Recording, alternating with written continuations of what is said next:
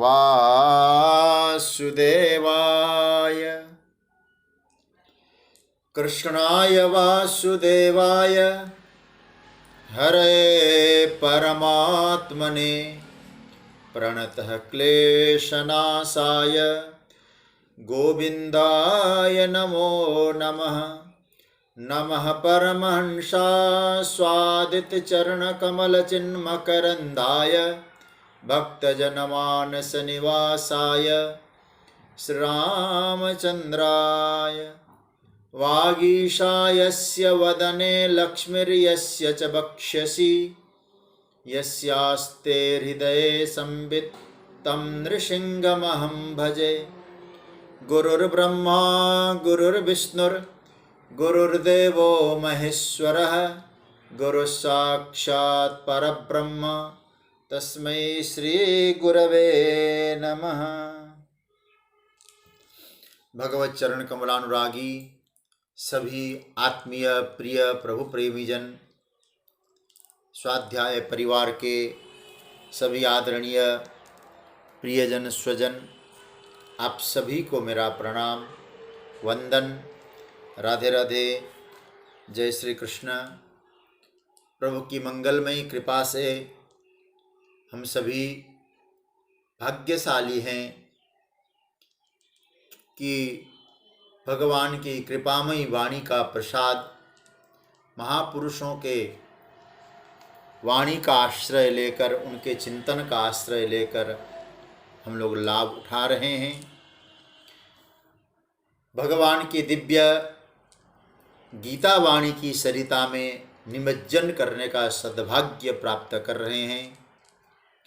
प्रभु की कृपा से श्रीमद् भगवत गीता के 10वें अध्याय में हम लोग विभूति पर चिंतन कर रहे हैं। भगवान ने जिन जिन वस्तुओं में भगवत भाव हम रख पाते हैं, वे प्रधान रूप में भगवान ने हमारे सामने रखी है। क्योंकि भगवान की विभूति का विस्तार से वर्णन तो संभव नहीं है, इसलिए भगवान कहते प्राधान्यता कुरु श्रेष्ठ नास्त्यंतो विस्तरस्य में। मेरी विभूति का के विस्तार का कोई अंत नहीं है, परिसमाप्ति नहीं है। हम लोग एक श्लोक पर चिंतन कर रहे थे कि 33वें श्लोक पर अक्षराणाम अकारोस्मि, अक्षरों में मैं अ हूँ, अकार हूँ। द्वंद्व सामासिकस्य च, समास में मैं द्वंद्व समास हूँ। द्वंद्व समास की विशेषता क्या थी, हमने चिंतन किया। वो उभयपदी प्रधान होता है। और अहमेवाक्षय काल, भगवान ने कहा कि मैं अक्षय काल हूँ। और जैसे मैंने संकेत में कहा था, 30वें श्लोक में भी भगवान ने अपने आप को कालः कहा, कालः कलयतामहम्, इस प्रकार से प्रभु ने कहा। वहाँ जिस 30 नंबर के श्लोक में प्रभु ने काल शब्द का प्रयोग किया था, हमारे आचार्यों ने कहा प्राकृतिक काल के रूप में भगवान ने अपनी विभूति कही थी। और प्राकृतिक जो काल है वो परिवर्तनीय काल हो सकता है, अक्षय नहीं बोला जा सकता, अपरिवर्तनीय नहीं बोला जा सकता। लेकिन यहाँ जो भगवान 33वें श्लोक में जो प्रभु कह रहे हैं अहमेवा अक्षय काल, ये प्रकृति से अतीत काल की चर्चा भगवान यहाँ कर रहे हैं। तो भगवान ने कहा कि काल मेरी विभूति है। और वो काल, क्योंकि मैं अक्षय हूं, अच्युत हूं, तो काल भी अक्षय है। जगत में सब कुछ क्षय है, सब कुछ का क्षय होना ही होना है, लेकिन काल अक्षय है। हाँ, ये जरूर है, काल की उपस्थिति में सब क्षय हो रहा है। इसलिए हम लोग प्राय क्या काल को भी भगवान के रूप में मानते हैं। काल भगवान है। भगवान इसलिए कहते हैं काल मेरी विभूति है, क्योंकि उस काल के अधिष्ठान में सब परिवर्तन हो रहा है। परिवर्तन होते हुए का, मृत्यु की ओर जाते हुए का काल एक साक्षी रूप है।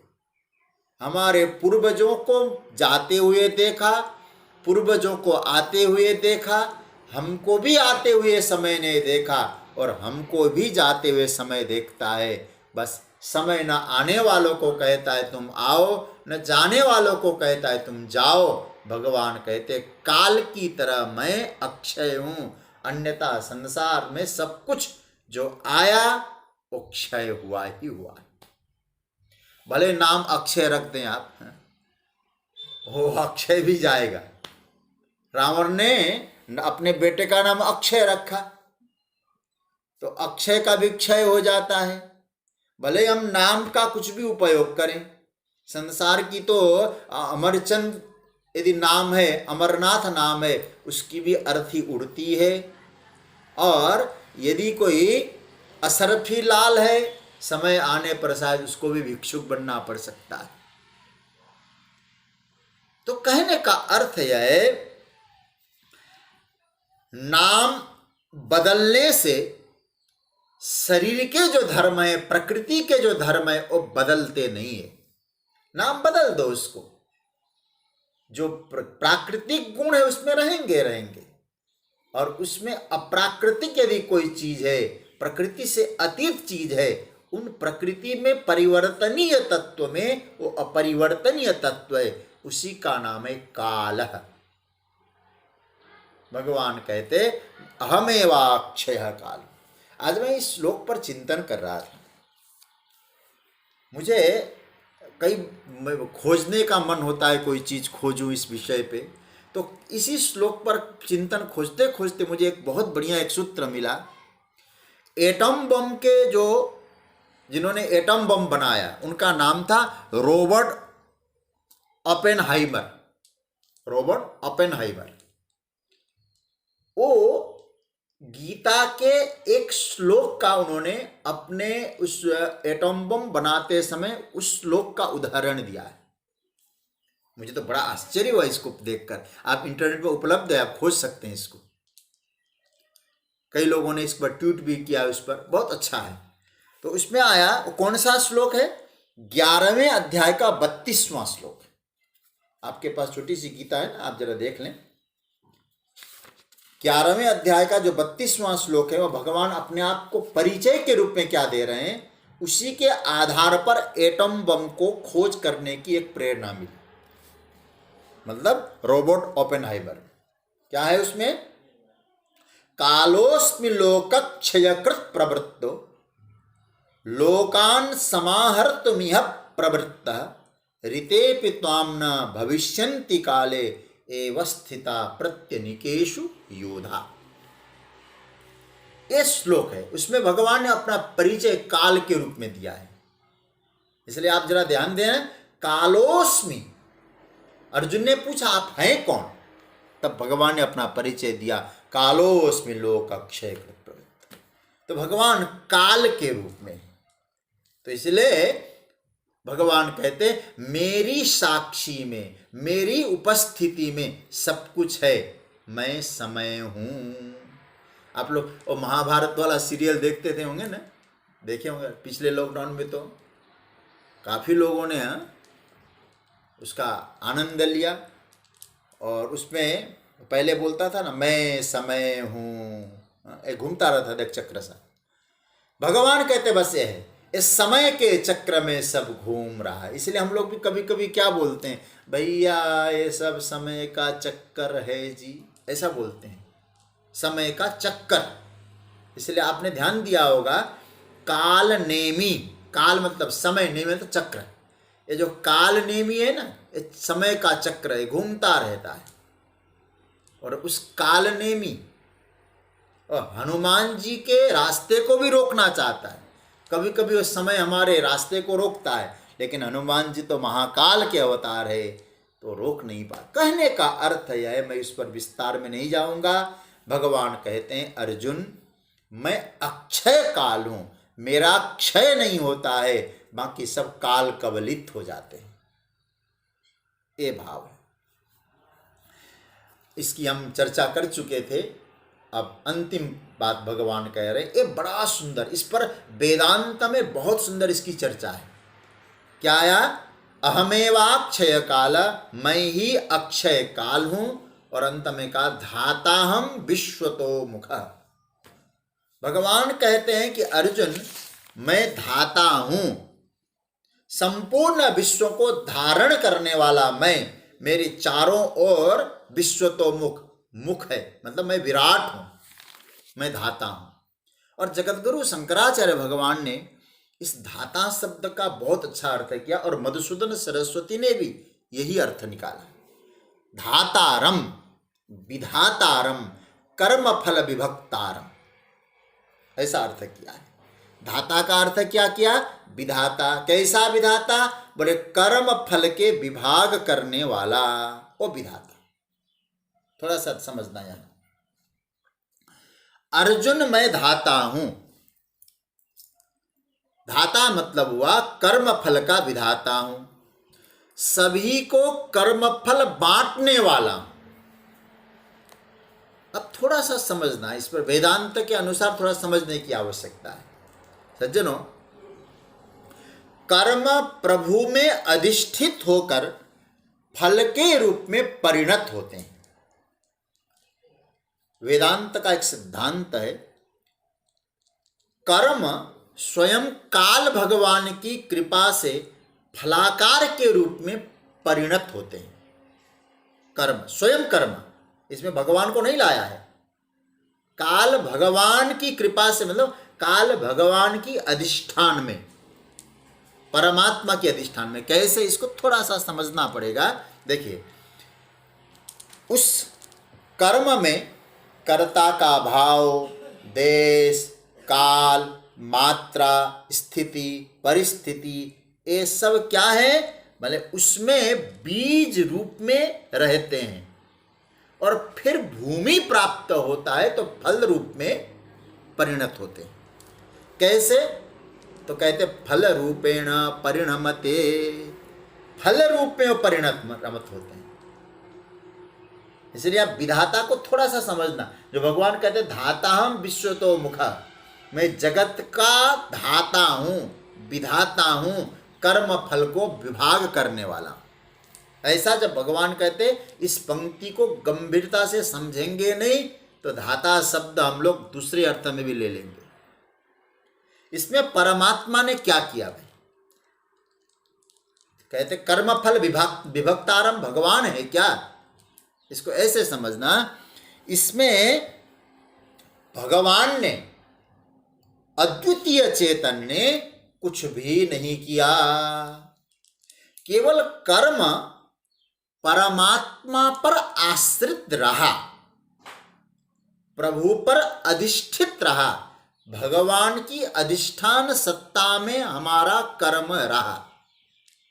तो ऐसा वाक्य बनेगा, कर्म प्रभु अधिष्ठित होकर फल रूप में परिणत हो जाते हैं।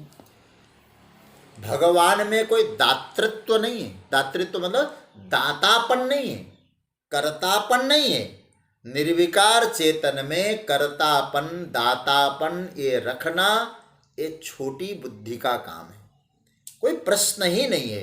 अद्वैत वेदांत का सिद्धांत है, अद्वितीय चेतन में कर्तृत्व नहीं होता है।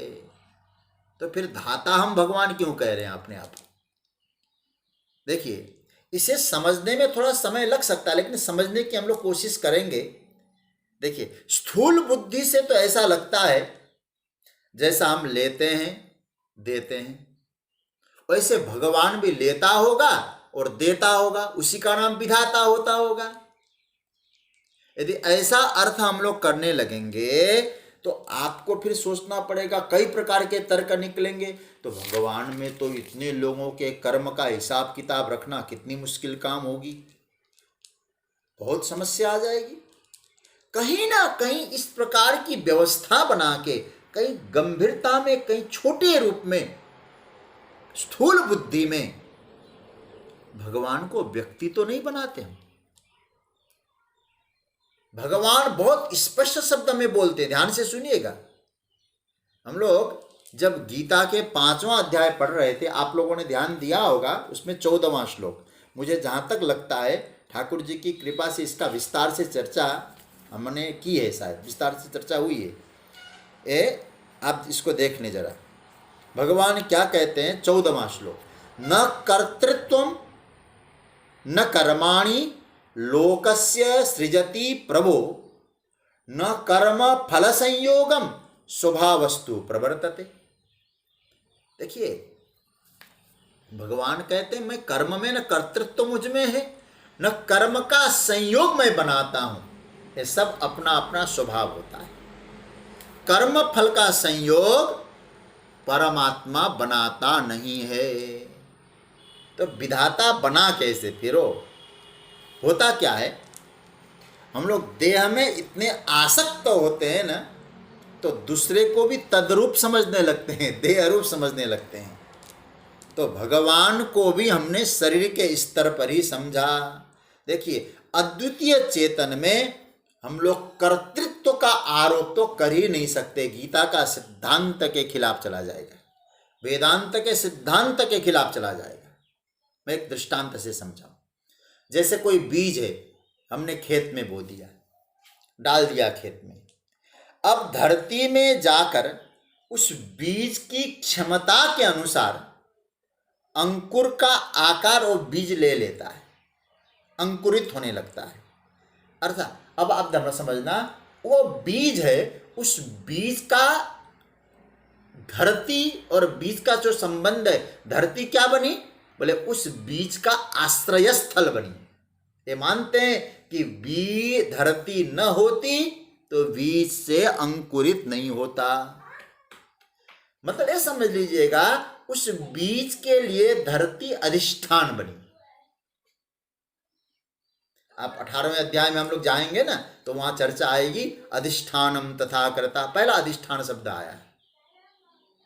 तो उसके परिणमन में धरती एक कारण बनी, मतलब उस बीज में से वृक्ष बनने तक जो बीज में जो परिवर्तन हुआ, उस परिवर्तन में एक कारण, एक हेतु, एक कॉज क्या बनी, धरती बनी। अब आप धरती को कर्तृत्व कहेंगे, यह सोचें, अंकुर की विशेषता उसके बीज के कारण आई, न कि धरती के कारण आई। यदि धरती के कारण आती तो हम आम का बीज बोते, दूसरे का फल आ जाता। हम लोग कहते हैं ना, बोया बीज बबूल का आम कहाँ से खाए। धरती में सामर्थ्य वाली बात होती तो आप बबूल का बीज बोते तो आम आ जाता फिर। तो ये तो नहीं हो सकता। ध्यान देना इस बात को। यदि हम ऐसा समझते हैं कि कर्म परमात्मा के कारण है और कर्म का फल जो आ रहा है परमात्मा के कारण आ रहा है, ये उचित नहीं है। केवल अधिष्ठान है भगवान। बीज के कारण बीज में परिणमन होता है, बस आश्रय स्थल बन गया हो। फिर भी हम लोग क्रेडिट देते हैं, धरती से अंकुर निकला, धरती से वृक्ष निकला। हाँ, लेकिन आप जरा विचार करिए, बीज न होता तो क्या होता। भगवान चूंकि आधार बनते हैं, इसलिए उन्होंने नाम दिया है, सबका आधार हूं, विधाता हूं। इसलिए प्रभु ने अपना नाम दिया धाता। धाता शब्द का अर्थ किया हमारे मधुसूदन सरस्वती जी ने, सबको जो धारण करता है। बीज को धारण करने वाला वो विधाता है।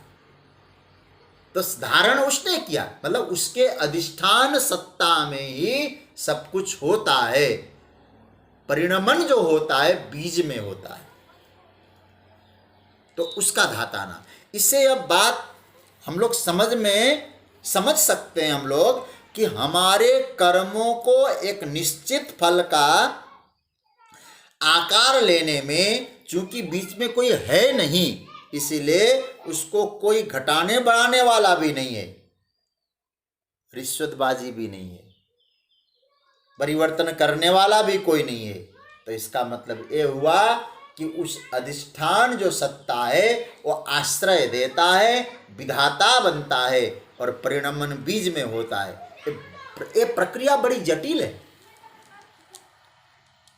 अच्छा, और दूसरा आप हम लोग अपने विषय में समझें। एक ने कुछ काम गड़बड़ कर दिया, ठीक है, कुछ काम उसने गड़बड़ कर दिया, तुरंत उस काम का उसने प्रायश्चित कर दिया। प्रायश्चित कर दिया, काम गड़बड़ कर दिया और काम फिर प्रायश्चित तुरंत कर दिया।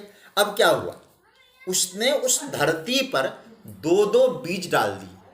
क्या क्या बीज डाला, एक कर्म का, कैसा कर्म का, गड़बड़ कर्म का, और दूसरा प्रायश्चित कर्म का। दो दो बीज पड़ गए। अब दो कर्म डाल दिए तो दोनों अंकुरित हो गए। प्रायश्चित प्रबल था तो फिर वो कर्म आपको कम लगा। अब दूसरा और उदाहरण, जैसे हम लोगों ने प्रार्थना की खूब, अभी नवरात्र आ रहे हैं तो खूब हम लोग प्रार्थना करें। हमने खूब प्रार्थना की, प्रार्थना रूप कर्म हमने डाल दिया। एक तरह से देखा जाए तो प्रार्थना भी कर्म ही है। उस प्रार्थना ने पहले के कर्म को हमारा निष्प्रभावी बनाया। हमारे कुछ पहले खूब कर्म थे, इसको नवरात्रों में साधना के रूप में भी ले सकते हैं। पहले हमारे खूब कर्म थे तो हमने खूब प्रार्थना के रूप, साधना के रूप जो कर्म किए, उन कर्मों का परिणाम क्या हुआ, बोले जो पहले वाले कर्म थे वो पहले वाले कर्म इस प्रार्थना के कर्म की प्रबलता से वो प्रभाव उनका कम हो गया, निष्प्रभावी बना दिया। फिर हम लोग कहने लगे हमारी प्रार्थना सुन ली ठाकुर ने, हमारी प्रार्थना फलीभूत हो गई।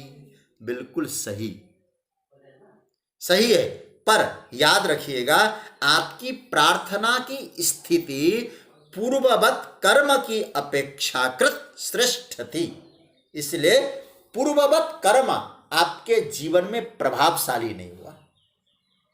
जैसे शरीर में कोई साधारण एक रोग हो जाए, साधारण, लेकिन उससे बड़ा कोई रोग हो तो पहले वाला रोग इतना प्रभावी लगता नहीं, क्योंकि उससे बड़ा रोग आ गया।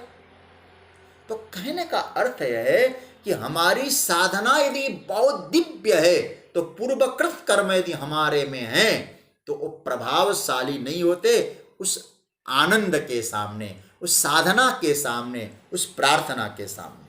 लेकिन एक बात मैं आपसे कहूं, हमारे कर्मों का फल हमको मिलता है। चेतन सत्ता केवल धाता है, धाता हम विश्वतोमुख।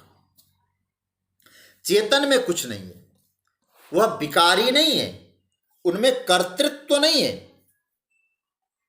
चेतन है। सज्जनों, चेतना सर्वाधिष्ठान है। परमात्मा कहने से कोई यदि व्यक्ति समझ बैठे भगवान को, तो भगवान तो स्पष्ट कह चुके 9वें अध्याय के 11वें श्लोक में कि मेरा अपमान कर रहे हो। बोले जैसे हम कर्म करते हैं, इधर उधर करते हैं, इधर का उधर कर देते हैं, यदि भगवान को भी तुम इसी स्तर पे रख रहे हो तो आप परमात्मा का अपमान कर रहे हो। भगवान ने क्या कहा है 9वें अध्याय के 11वें श्लोक में, अवजानन्ति मां मूढ़ा मानुषिम तनुमाश्रितम परम भाव मजानंतो मम भूत महेश्वरम। ये मेरा अपमान कर रहे हैं लोग। इसलिए चेतना कोई व्यक्ति नहीं है, चेतना क्या है, विश्व है। चेतना विश्व है। और याद रखिएगा सारे मुख उसके हैं, अधिष्ठान होने के कारण। तो भगवान यहां कहते हैं अर्जुन, वो जो अधिष्ठान जो चेतन है वो धारण करता है, विधाता है। तो विधाता होने के कारण उसमें ही सब कुछ हो रहा है। ये विभूति को भगवान समेट रहे हैं ना, समेटते समेटते भगवान अब विशेष बात बताने जा रहे हैं। इसलिए मुझे कर्ता मत मानना, मुझे कर्म फल दाता इस रूप में मत समझना। कर्म फल प्राप्त करने में मैं अधिष्ठान बन के आधार हूं, लेकिन तुमने किया है तुम भोगो, मैं बीच में पड़ता नहीं हूं। हाँ, तुम्हारे कर्मों को मैं रखता हूं मतलब मेरे अधिष्ठान में हो रहे हैं। जैसे मैं बार बार उदाहरण देता हूं, सर्प में रस्सी में सर्प का भ्रम हो जाए तो रस्सी ने सर्प को उत्पन्न नहीं किया, केवल हमें दिखाई देता है। ये जरूर मान सकते हैं, रस्सी नहीं होती तो सर्प दिखाई नहीं देता, क्योंकि ये वेदांत का एक सिद्धांत है और कई बार हम चर्चा में कह चुके हैं। कोई भी भ्रम होता है वो निरधिष्ठान नहीं होता है, उसका भी अधिष्ठान होता ही होता है। इसलिए प्रभु ने यहाँ सुंदर सूत्र दिया, धाताहम विश्वतो मुख, संपूर्ण विश्व का मैं धाता हूं, मैं अधिष्ठान हूं। भगवान कहते हैं, हे अर्जुन, इसलिए मैं अद्वितीय चेतन हूं, मुझ में कर्तृत्व का आरोप करना बंद करो। ये तो हमारा कन्हैया छाती ठोक के कहता है, न मे कर्माणि लिम्पन्ति न माम कर्माणि लिम्पन्ति न मे कर्म फले स्प्रिया इति मत्वा विजानन्ति कर्मभिर इति माम यो भिजानाति कर्मभिर न सबध्यते। चौथे अध्याय में प्रभु ने कहा, कर्म का लेप उनमें लग ही नहीं सकता है, कर्तृत्व तो उनमें है ही नहीं। तो कर्तृत्व यदि होता तो नारद जी शाप देते, तो ऐसा क्यों कहते हैं कि मैं मुझ में तो है ही नहीं, तुम कहते हो हम कर देते हैं। भगवान कहते हैं कि मुझ में कुछ कर्तापन नहीं है, इसलिए माँ ने, राम जी कहते हैं ना, माँ ने कहा रो दिया, पिता गुरु जी ने कहा मार डालो, तारका को मार दिया। मुझ में कर्तापन नहीं है, तुम्हारा कल्याण होता है तो मेरी अधिष्ठान सत्ता में सब कुछ चलता है। कर्तापन से परमात्मा रहित है। विधाता का अर्थ है उस अद्वितीय चेतन में सब कुछ होता है। यदि उस अद्वितीय चेतन में आपने उसे कर्ता मान लिया तो आप फिर अद्वितीय उसको नहीं मान सकते, फिर तो उसमें द्वितीयता तो आ ही जाएगी, ये भाव आएगा।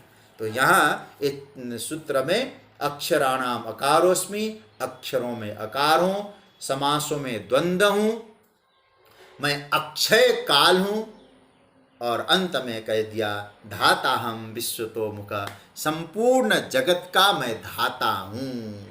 कर्म फल का आधार मुझ में है, कर्म फल को देने वाला मैं अद्वितीय चेतन नहीं हूँ। कर्म का फल तुम्हारे कर्म और संस्कारों के अनुसार बीज जैसा है वैसा ही बनता है। बस ये ध्यान हमको देना है, हमको अपना बीज खराब नहीं करना है। बीज मतलब संस्कार, उसी से आगे निर्मित होता है। ये सूत्र भगवान हम सबको देते हैं। इस और एक श्लोक का हम पाठ करते हैं, फिर हम परसों मिलेंगे तो इस श्लोक का आगे चर्चा। बहुत ही सुंदर श्लोक है। इस श्लोक मैं समझता हूँ ये जो 34वां श्लोक है, और मुझे जहाँ तक लगा, मुझे प्रसन्नता इस बात की है कि परसों अब देखें कहाँ तक होगा। और इसमें जो माताओं में, नारी में जो 7 लक्षण बताए बड़े दिव्य है, बहुत सुंदर है। इसकी व्याख्या मुझे लगता है कि महापुरुषों को कितनी प्रिय है। जो लोग श्री कृष्ण के विषय में कहते हैं ना, श्री कृष्ण ने नारी की महिमा को इतना बढ़ाया नहीं। अब ये लोग ये 34वां श्लोक पढ़ें तो सही, कितनी महिमा गाई है। और वो कहते हैं ये जो महिमा है वो मेरी माताओं में क्या क्या है। मैं पाठ करूं, मैं बोलूं, फिर आप पाठ बोलिएगा। मृत्यु सर्वहरश्चाह